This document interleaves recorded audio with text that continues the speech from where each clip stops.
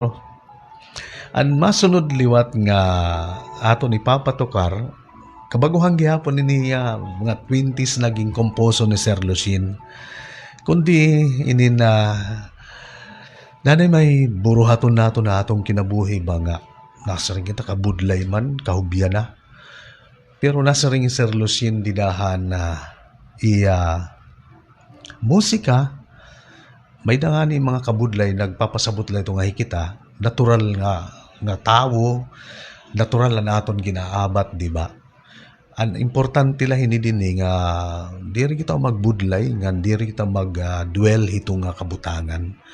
Kay hangatanan man nga pamaagi at hangatanan nga problema, hangatanan nga aton ginaatubang nga mga kabugat or kasakit or kasirom, may daman liwat kapawa, may daman liwat paggaan, ngan may daman liwat solusyon. Ipabati ko iyo ang uluhan ini kabudlay. Lucien Litabas Songs. Iday ako yan agad pamatian, hindi na kanta halad ko haimo kay damo nagan man ang akong ginagian,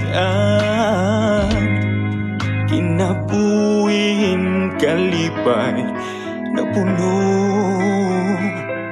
hinpagtilaw. Oh, iday aton gad pagsabutan, pagsulbar kining mga problema, magsusumata ko hanak mga sikreto kay di arumamay in pagpinipin inin akon dako nga kabulay adi ako yan haim atubangan nangangaro haimo na ako masabtan kung ako kinahanglan haorhi maliwat ginsasaad ko yan na haimo.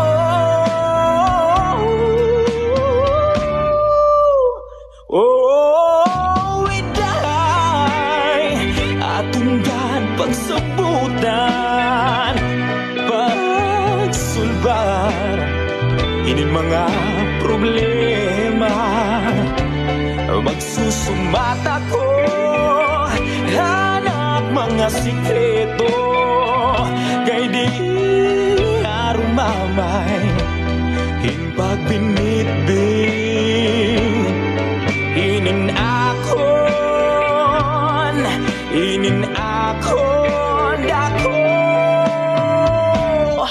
dako nga kabulay. Oh, yeah, iday kabulay. Oras naton, 2 minutos sa nakalabayan na alas 2, gan pa dayong kita, hindi naton pagkaurosa. Ang aton programa, bisa na mamingaw nga harupoy may na naton mapabati nga huring. Di nila ito, 105.3 MSFM, Kopodi Kuya Hermie, ha mga huring ang harupoy. Ngan pinaagi ni aton ani